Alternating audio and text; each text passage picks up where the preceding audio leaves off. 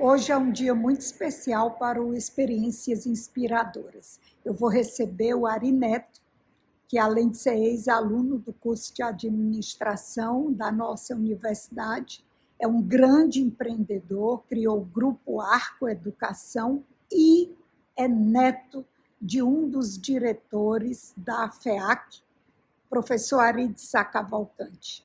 O professor Ari Sá participou do momento de federalização da escola. Então, para mim, pessoalmente, para o projeto Experiências Inspiradoras, receber hoje o neto do professor Ari Sá, o Ari Neto, é muito significativo. Espero que vocês aproveitem bastante a entrevista e inspirem-se. Ari Neto, que prazer, que honra ter você aqui. Prazer é tudo meu, professora. Muito honrado com o seu convite de voltar aqui à Universidade Federal do Ceará, que tem tanta história na minha vida e dos meus antepassados, do meu pai, do meu avô. Então, é um momento de muita alegria para mim poder estar aqui.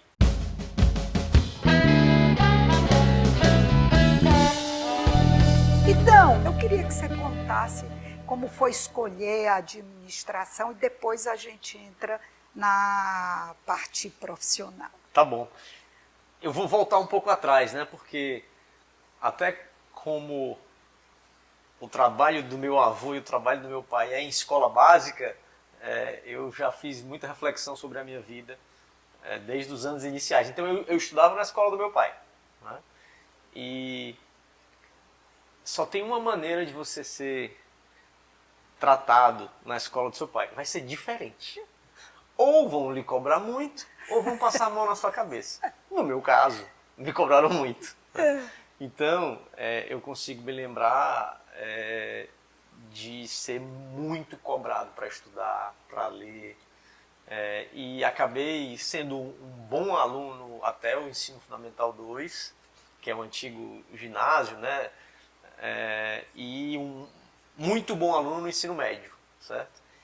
E eu sou o único filho homem do meu pai, carrego o nome do pai dele, que ele perdeu quando ele tinha 21 anos. Né? O professor Ari Sá morreu jovem, com né? 49 anos. 49 anos. Exato. E meu pai, sempre uma presença muito marcante na minha vida, como um grande professor e um grande mentor. Eu me lembro, a gente estava numa casa que a gente tinha no Pacheco aqui, e aí eu disse: pai, o senhor fez engenharia civil, né? Se o senhor fosse escolher o que o senhor acha que eu deveria fazer, né? Não, eu acho que você deveria fazer administração de empresas. Foi mesmo? Eu acho que a engenharia é muito bom para você raciocinar, mas eu gostaria de ter mais conhecimento sobre gestão, e eu acho que você deveria fazer administração de empresas. Então, para mim, a decisão estava tomada, né? Que visão! Então eu fiz administração de empresas na Universidade Federal, na Unifor e na Fundação Getúlio Vargas em São Paulo. E passei nas três. E decidi ir para São Paulo, para a FGV. Tinha apenas 17 anos, sem internet, difícil de falar e acho que naquele momento a família e eu também muito inseguro, decidimos que era melhor voltar. Então eu voltei para a UFC. Você deixou o curso da GV? Deixei o curso da GV para vir para cá. Para vir para cá, voltei para a UFC. Fiquei 2 anos na UFC e aí comecei a estagiar numa empresa de consultoria chamada MM Consultoria, do José Maria Mendes, que era um contador aqui muito importante, é um contador muito importante. E aí, professora, comecei a enfrentar as greves da Universidade Federal. Passei por 2, em que praticamente os 2 semestres foram perdidos nesse universo de 2 anos. E comecei a ver uma opção profissional. E naquela época, acho que ainda hoje, mas o programa de trainee da Ernst Young era extremamente competitivo e eu achava que era algo que eu podia aprender muito, né? E só fazendo um parêntese, eu já era louco para trabalhar na escola. Só que o meu pai, acho que muito sabiamente, dizia o seguinte: olha, eu acho que você tem que trabalhar fora da empresa. Aprender a ter chefe, a ter disciplina, ver coisas novas. E aí depois, um dia, você volta e aí entra aqui com credencial, né, com algum conhecimento. E assim eu fiz. Né? Perfeito.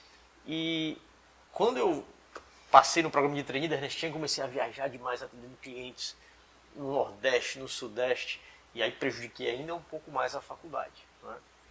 Somado às greves, ficava mais difícil de se formar. E aí fiz um novo vestibular, não transferi, fiz um novo vestibular para o Unifor e acabei me formando lá. Né? Então, essa foi a história acadêmica. Né? Eu acabei me formando em 2003, mas eu fiquei com aquela frustração, porque tinha sido um bom aluno no ensino médio e gostaria de ter estudado mais, que logo depois eu fiz um programa para fazer um mestrado no MIT, certo? Em 2005 eu passei nesse programa e fui para lá ficar 2 anos, e aí foram 2 anos, você não trabalha, né, de tempo integral de estudo, né, aula o dia inteiro, estudo no fim de semana, então isso acho que saciou um pouco minha veia intelectual, e eu tive a chance de estudar mais, de me preparar mais, de ler muito mais. Então essa é um pouco da minha vida acadêmica.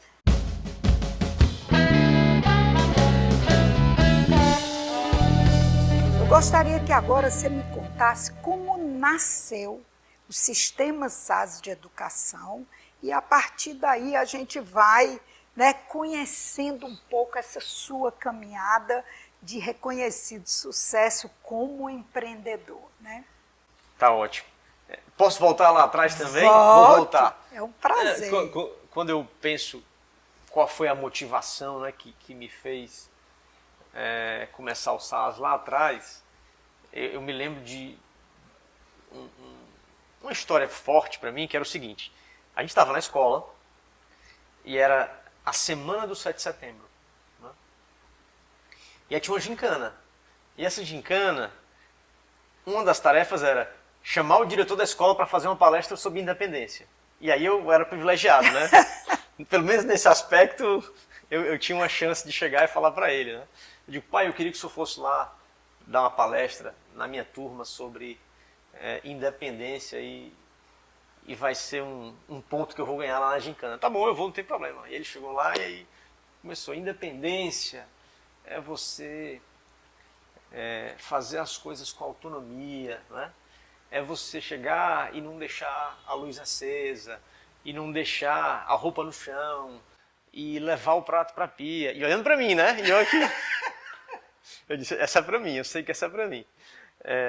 Independência é você escolher a profissão que você quiser, mas fazer aquilo com muito amor, de tal forma que você faça muito bem feito. Não interessa o que você quiser escolher. E é você trilhar o seu caminho com os seus próprios passos, né?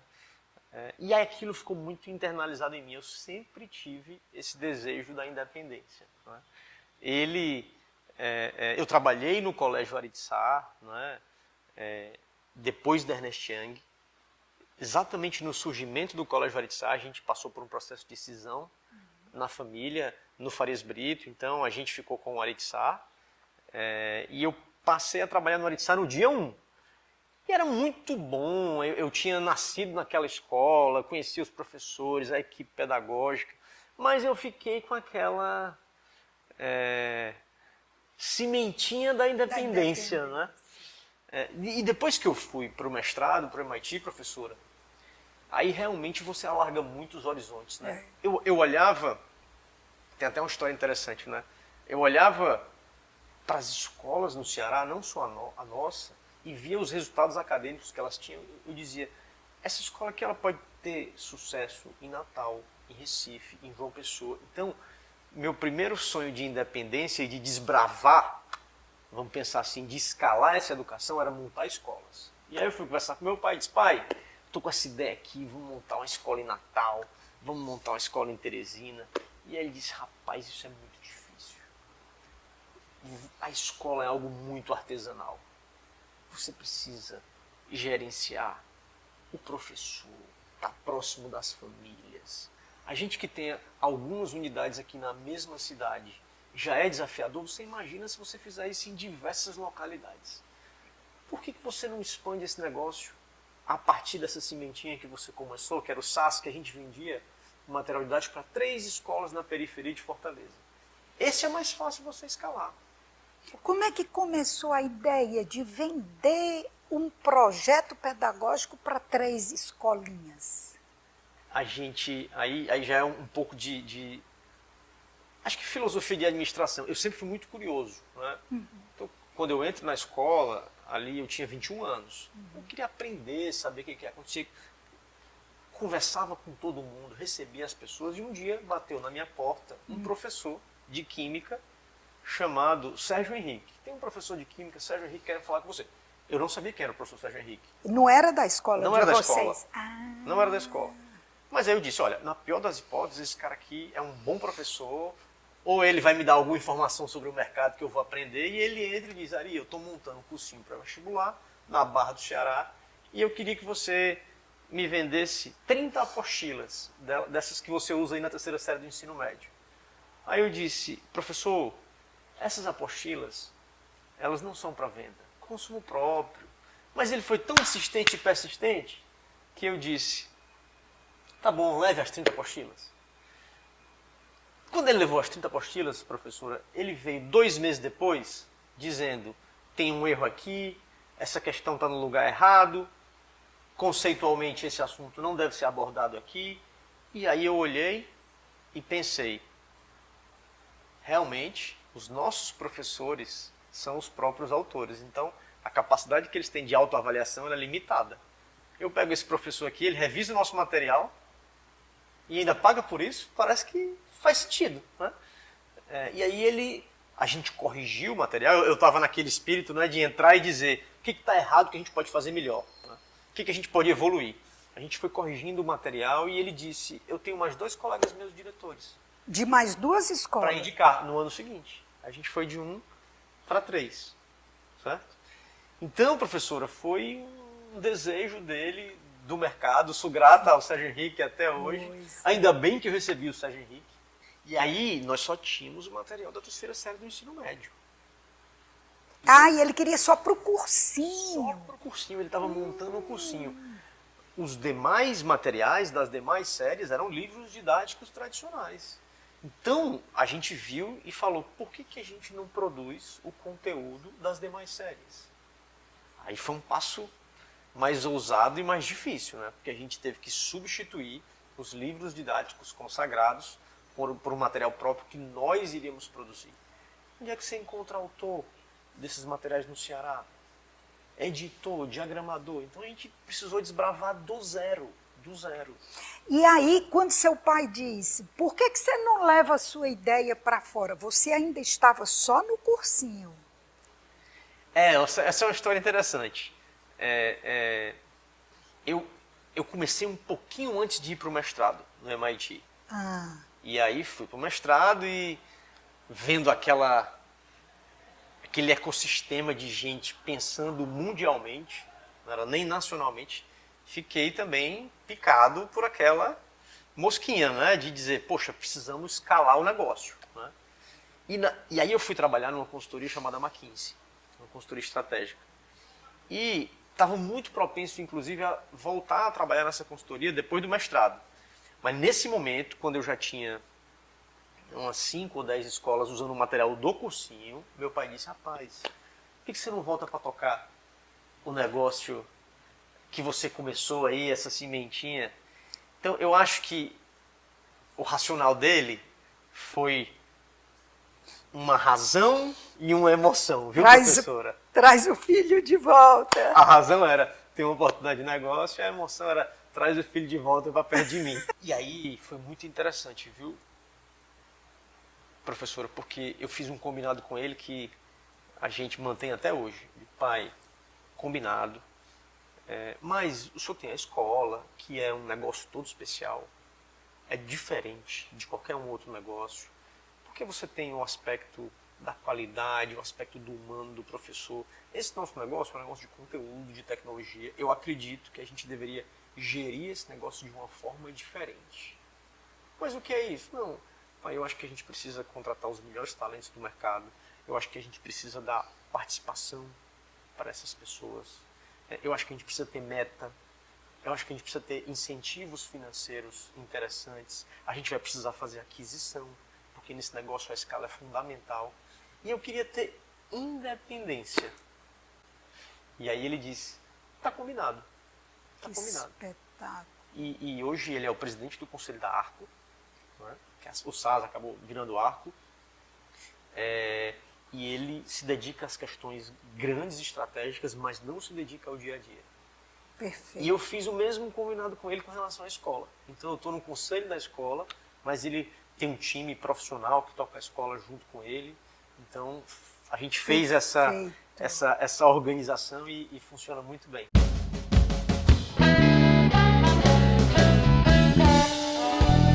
E aí veio um momento de um crescimento, né, de aquisição e depois abertura de ações. Como é esse processo na vida de vocês? Claro. Então,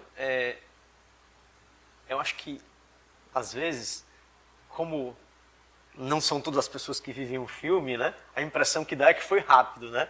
Mas para quem viveu, com as noites em claro e com o nível de intensidade, então, desde que a gente começou para valer, depois do combinado com meu pai, que eu voltei, 2007, nós passamos, professora, 7 anos desenvolvendo a primeira coleção do SAS, da educação infantil à segunda série do ensino médio.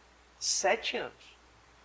Depois desses 7 anos, quando estava tudo pronto, a gente olhou e falou, precisamos fazer tudo de novo. Porque o conteúdo é algo vivo. Mudou. Ele precisa mudar. Ainda hoje, né? Então, como é que a gente vai tratar ano que vem o Rio Grande do Sul, a guerra da Ucrânia e todas as outras questões e a abordagem e o feedback que você absorve das escolas. Então, 7 anos para fazer o primeiro ciclo do conteúdo para descobrir que tinha que recomeçar. Né? Nesses 7 anos, vocês estavam só com o material do terceiro ano, do ensino médio. Não, a gente só tinha o terceiro ano do ensino médio. Ah, só o terceiro ano. E aí, durante 7 anos, a gente foi fazendo todas as séries. Quando chegou no ano 7... Mas já estava vendendo, fazendo e vendendo. Eu pensei que vocês estavam tentando só construir. Não, a gente fez a primeira série do ensino médio, aí vendia a primeira. Aí no ano seguinte, a segunda. Entendi. Aí começou pela educação infantil. Entendi. Aí depois o Fundamental 1. Quando acabou, teve que renovar tudo. E tinham passado 7 anos. Meu E aí Deus. tem uma coisa muito importante na nossa história, professora, que é a chegada da General Atlantic, que é um fundo de investimento mundialmente reconhecido, sócio do Google, da Uber, agora sócio do ChatGPT, Duolingo, então de grandes empresas, e eles investiram no SAS, só existia o SAS, em 2014, certo? E aí eu acho que esse foi um primeiro passo de mudança na vida, onde você precisa ter mais governança, um conselho de administração, você precisa ter comitês, você precisa ter um orçamento, você precisa ter um planejamento estratégico. Então, acho que foi um primeiro choque de realidade e mudança, onde você começa a olhar para a empresa de uma maneira muito mais profissional. A General Atlantic nos ajudou, por exemplo, a atrair muitos talentos, porque acaba sendo uma chancela, né, professora? Se o fundo aposta na empresa, o colaborador acho que também pode apostar, né? Acho que tem perspectiva de crescimento, acho que a senhora não sabe como eu escuto muito isso, né? O jovem talento hoje, ele quer saber como é que funciona a cabeça do empreendedor. Será que o empreendedor vai acordar um dia de mau humor e vai colocar metade do time para fora? Ou ele vai fazer um processo estruturado de avaliação de desempenho, onde a voz dele é mais uma voz, e não daquele chefe que diz, eu estou mandando fazer isso aqui, fazendo as minhas vontades e os meus gostos. Né? Eu vou lhe dizer, se eu chegar hoje lá na Arco e não for com a cara de uma pessoa, eu não consigo demitir essa pessoa. Porque precisa haver um processo científico em que a gente discuta os pontos fortes e fracos e que decisão a gente vai tomar. Então, acho que a General Atlantic nos ajudou muito nesse sentido.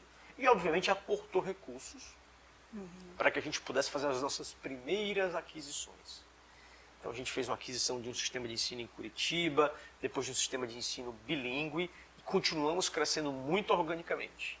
Aí saindo do Nordeste, indo para o Norte, para o Centro-Oeste, para o Sudeste. Quando chega em 2018, nós, como empresa, decidimos abrir o capital lá fora. Né?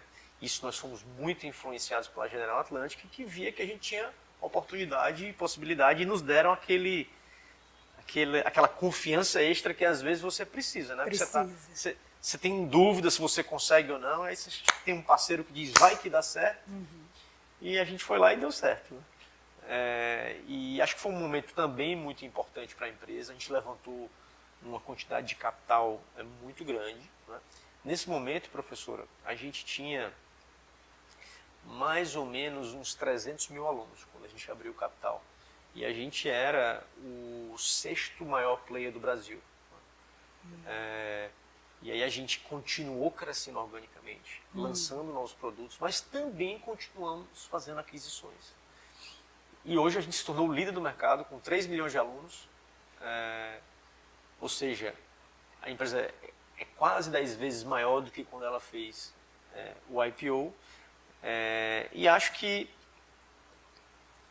respondendo a sua provocação, você tem sim muitas mudanças de vida. Eu acabei mudando para São Paulo em 2018 porque, enfim, São Paulo é o hub, né, para você ir para fora do Brasil, para você ir para Curitiba, onde a gente comprou o Positivo, que era o maior sistema, então, maior do que a gente. Grande aquisição.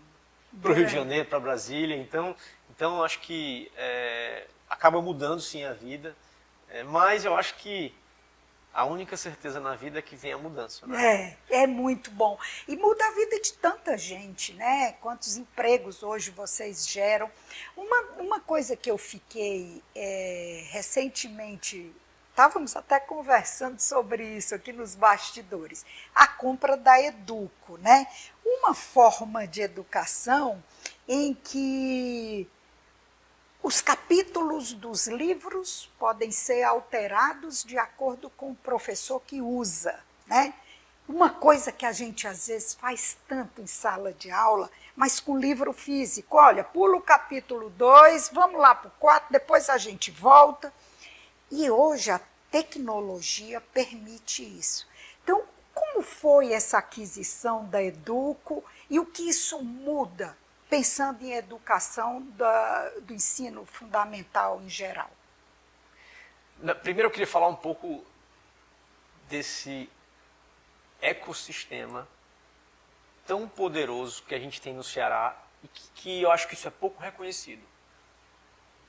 Eu acho que tem uma geração aí, professora, que está sendo formada nas boas escolas cearenses, nas excelentes faculdades cearenses e nas excelentes faculdades fora do Brasil. Então, a gente falava um pouco antes aqui de quantos alunos brilhantes da FEAC estão em empresas espetaculares aí no Brasil, né? E quantos alunos cearenses saem daqui para fazer faculdade fora, no ITA principalmente, a gente tem essa tradição do ITA quando se refere à engenharia. Então, nessa questão, a gente tinha um ex-aluno que me procurou há uns 15 anos atrás para me dizer que ele tinha um sonho de construir uma plataforma com inteligência artificial. Eu não sabia o que era isso, mas eu achei ele com tanta energia, tão inteligente, tão bem intencionado, que eu virei investidor anjo dele. Que bacana essa empresa se chamava QMágico.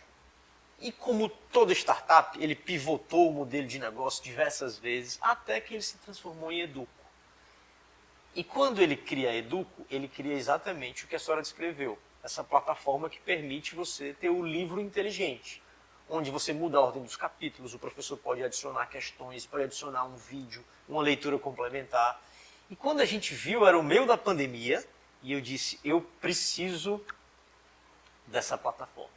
E aí eu precisei convencer esse jovem, que é o Thiago Feijão, que é uma figura espetacular, um ser iluminado, inclusive como pessoa, a gente fazer o negócio. Não foi fácil, mas a gente fez e a gente trouxe isso para dentro da Arco. Né? Então a gente tem uma solução hoje chamada SaaS Adapt, que é uma solução digital em que o professor ele pode customizar o livro da maneira como ele acredita que é mais adequado para que ele trabalhe em sala de aula, fazendo essas modificações, adições. Quer dizer que o dono da Educa era um cearense? O dono da Educa é um cearense formado no ITA, chamado Tiago Feijão, um empreendedor que criou esse negócio e acabou fazendo essa parceria com a Arco há mais ou menos uns 2 anos atrás. Que coisa bacana.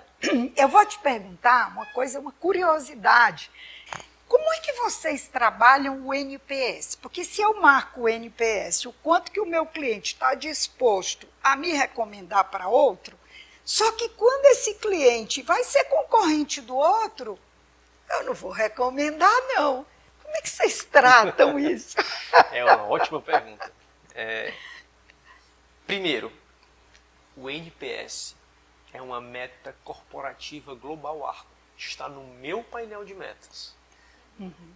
E o nosso nível de NPS é NPS maior do que 75. Que isso é comparado com Apple, com grandes empresas que são experts em encantar os seus clientes. Então, assim, a gente fica olhando lá, marca a marca, qual é o NPS, é uma luta, porque eu acho que em qualquer negócio, mas na educação, professora, no longo prazo tem que ser qualidade. Claro. Se não for qualidade, não é sustentável. Você pode ter uma rentabilidade ali no curto prazo, maximizada, mas se você não entregar excelência para o seu cliente, aquele negócio não vai ter continuidade. E a gente tem realmente essa questão, que é a questão da área territorial. Né? Uhum. Por isso que nós precisamos, às vezes, ter uma estratégia de portfólio. Não é? Várias marcas. As pessoas perguntam, por que você tem tantas marcas? Eu achava que você ia tomar tudo para o SaaS. Por algumas razões. Você tem escolas que têm perfis pedagógicos diferentes. Então tem aquela escola que quer ser, como a gente fala aqui, um pouco mais puxada, mais densa. Tem outra que quer ser um pouco mais humanista.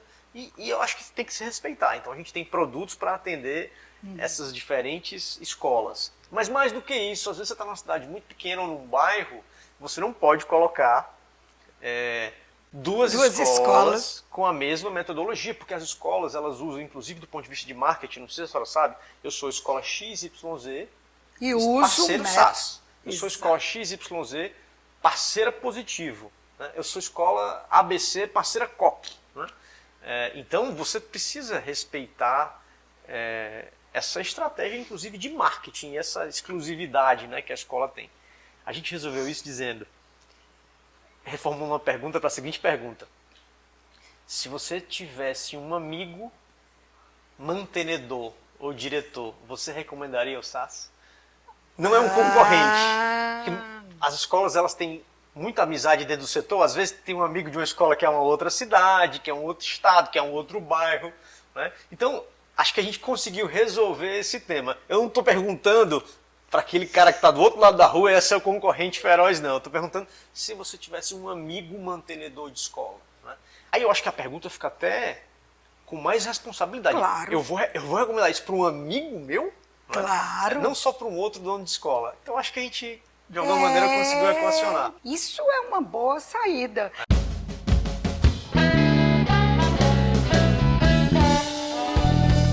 Como é a teoria na prática?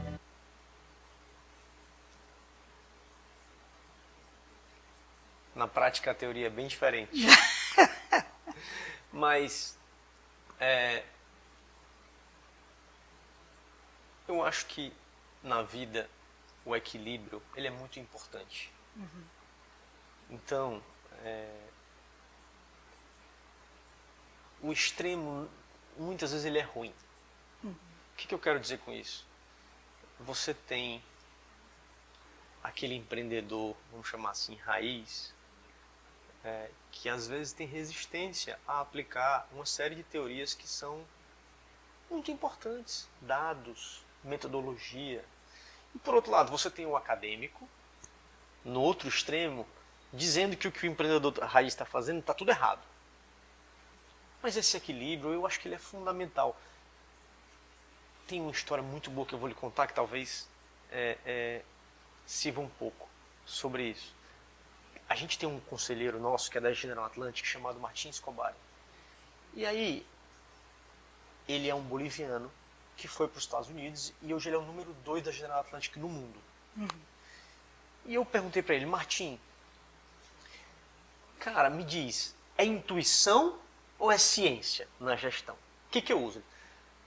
Ari, eu vou te contar. Com um mês que eu estava nos Estados Unidos, eu fui falar com uma pessoa super sênior na General Atlantic e ele me disse, todo investimento que você fizer, você tem que fazer um checklist. Analise os dados, analise o histórico de desempenho do passado, use a metodologia disponível e você só faz investimento assim. E aí ele foi conversar com outra pessoa extremamente sênior na General Atlantic, fazendo a mesma pergunta. Que sugestão você me daria para eu ser um bom profissional aqui? Esqueça todos os checklists. E agora? Então, eu acho, professora, que esse equilíbrio da intuição, da prática, com a teoria, com a ciência, ele é muito importante. Eu vou lhe fazer uma confissão aqui, que eu nunca fiz. Apesar de eu ter tido, depois uma carreira acadêmica sólida, e de ter trazido muitos métodos de gestão para dentro da Arco, como a vida do empreendedor ela é muito dura e você precisa improvisar e você precisa ter resiliência, eu acho que eu negligenciei a teoria durante um bom tempo. Um pedaço da teoria. E não foi bom. Então hoje eu vejo, vou lhe dar um exemplo. Sabe qual é uma das maiores discussões que a gente tem na Arco hoje? Duas. Posicionamento de cada marca. Qual que é o propósito daquela marca? A que cliente ela serve? Perfeito. Que dor que ela resolve? E desenho organizacional. Poxa, será que está correto aqui a maneira como a gente está alocando o talento?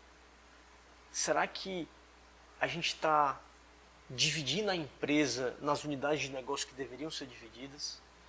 Isso você precisa de teoria.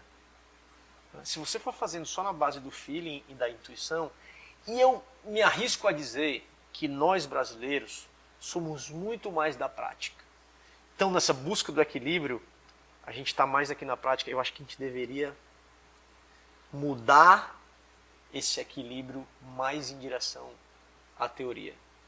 Até porque a teoria, é muito interessante você estar dizendo, porque a teoria ela já nasce da prática de outros. Perfeito. Né? Então, tantos tentaram até que teorizou-se aquele tema e ela te ajuda a errar menos, né? Dá sustentação às decisões. Agora, isso está me lembrando de uma outra discussão que está muito em voga hoje, que é a tecnologia. Isso. Você não pode ser escravo da teoria, nem escravo da tecnologia. Você tem que usar isso como um meio para te fazer tomar as melhores decisões. As melhores, que é o equilíbrio que você falou. Agora, já que a gente está falando em posicionamento, me veio outra pergunta. A gente está diante de uma geração que passou por uma Covid-19, que ao mesmo tempo que acordou para a tecnologia, tem muitos questionamentos em relação a foco, a sala de aula. Isso a gente vive até dentro da universidade, já com adolescentes adultos, né? Adolescentes mais, né? Entram com 17, 18 anos. E a gente tem aí uma mudança comportamental que tem sido um grande desafio para a teoria mercadológica de comportamento do consumidor. Como é que vocês, na Arcoeducação, entendem esse comportamento mutável e às vezes até indefinido dessa relação do aluno com a escola, do processo de aprender, da angústia, da ansiedade, da visão de curto prazo? Tudo para eles tem que ser muito rápido. Assim, cadê a paciência? Como você fez de ir lá para o MIT, passar 2 anos estudando, aprendendo, maturando? Não, é tudo agora, é tudo ontem. Como é que vocês trabalham essa mudança comportamental? É um desafio. É um grande desafio. Eu acho, professora, que talvez o maior desafio que a sociedade moderna vive hoje é o mau uso das mídias sociais por crianças, adolescentes e adultos E também. adultos. Porque eu acho que as pessoas estão do jeito que a senhora colocou, sem foco, sem paciência, sem visão de longo prazo, querendo resultados imediatistas. Então, a maneira como... E os valores também, né? Então, a maneira como a sociedade vai resolver essa questão, acho que vai determinar muito o nosso futuro. Então, primeiro, é muito desafiador. Eu acho que a maneira que a gente tenta endereçar isso são duas. Primeiro, cultura.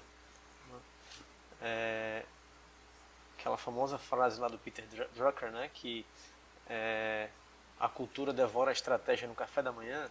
Eu acho que isso é verdade para uma empresa, isso é verdade para uma universidade, isso é verdade para uma escola. Acho que no Aritsai a gente tenta replicar isso para as nossas escolas. A senhora conhece, se a senhora entrar lá, os alunos que estão com as suas fotos na parede, eles são admirados. Eles são role models, eles são modelos que os outros jovens querem seguir. Não é? Então, vamos usar a expressão deles, né? Virou cool eu tirar uma nota boa na Olimpíada, né? Eu sou reconhecido por isso. Né? Então, eu acho que você cria um ambiente onde estudar, onde vencer, onde ser premiado é algo que é reconhecido pelo seu grupo de pares. Então eu acho que isso é na empresa, isso é na escola, e a gente tenta muito trabalhar esse tema da educação como única forma de transformação, como a única forma de ascensão, e você acaba conseguindo fazer isso através de diversas formas, né, dentro do nosso próprio conteúdo. Eu acho que tem uma outra coisa que vem agora cada vez mais fortalecido dentro do nosso produto, que é a educação socioemocional, certo? Então, a gente já sabe que não dá para sensibilizar o aluno só com a matemática, com a língua portuguesa, diante de todos esses desafios e todas essas distrações do mundo moderno. Você tem que trabalhar as habilidades, você tem que trabalhar a empatia, você tem que trabalhar a cooperação, você tem que trabalhar a resiliência, você tem em benefício de longo prazo, né? O foco. Então eu acho que a gente tem que tentar educar as nossas crianças não só no aspecto cognitivo, Perfeito. como a gente fazia no passado, mas sim nessas habilidades que são tão importantes para desafiar. Daniel Goleman, inclusive, que criou a perspectiva do QE, que é o coeficiente emocional, paralelo ao QI, que é o cognitivo, né, que você falou, ele estava aqui no Brasil fazendo palestra sobre essa questão socioafetiva, socioemocional dos alunos, dos adultos, independente da idade, para a gente poder ter uma sociedade saudável. E isso envolve tudo, e é como você disse, é mudar uma cultura, né? A senhora sabe que a gente fez, há 2 semanas atrás, o primeiro Arcodei, que foi um evento para líderes e mantenedores das escolas que são parceiras da Arco. A gente teve 1.800 pessoas nesse evento. E o Daniel Goleman veio a nosso convite, nós que contratamos. Maravilha. Então ele nos brindou lá com uma fala espetacular sobre esse tema do que e de como os próprios líderes educacionais têm que propagar essa importância e implementar isso nas escolas.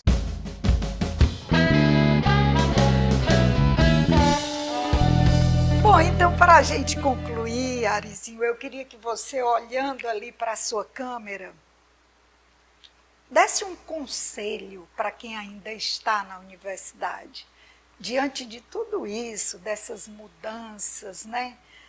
Essa moçada aí ter ânimo, ter, né, otimismo e, como a gente diz assim, sair para vencer mesmo, né? O que a gente pode deixar aí de mensagem? Eu ouvi uma história, meu pai me contou essa história, né? Estavam conversando o Warren Buffett e o Bill Gates, junto com o pai do Bill Gates. Eles são muito amigos. Warren Buffett é o maior investidor do mundo e Bill Gates é o fundador da Microsoft. E o pai do Bill Gates perguntou aos dois: o que é mais importante para você ter sucesso na vida? E os dois responderam ao mesmo tempo: foco. Foco. não ter distração, saber dizer não, abrir mão de muitas coisas. Então ter foco é fundamental. Principalmente num mundo como o de hoje, que você, até para escolher o filme que você vai assistir no Netflix, você leva 10 minutos. Então é preciso ter foco, professora. E eu acho que tem um outro tema muito importante, que é a curiosidade, certo? De aprender. Porque na vida quem para de aprender já morreu e não Já sabe. morreu. Então, é aprender no banco da universidade, é ler, a gente precisa ser um país que lê mais, não é? É estudar, é ter curiosidade para aprender, para usar isso no seu próprio desenvolvimento pessoal e profissional. Então, se eu pudesse dar 2 conselhos, curiosidade e foco. E vontade de aprender. Vontade de aprender. Que foi o que você disse no começo da conversa. O professor de química, quando chegou na sua porta, na pior das hipóteses, eu vou aprender com ele.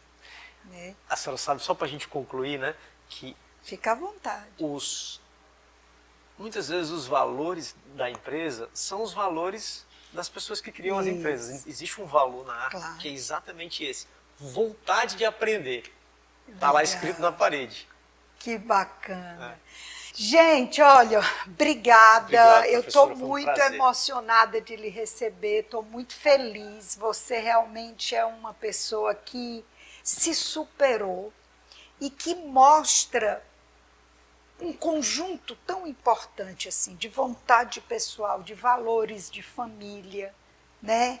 De trabalhar com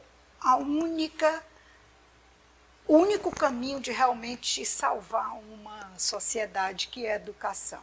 Obrigado, professora. É um prazer estar aqui. Parabéns pelo seu projeto. Obrigada.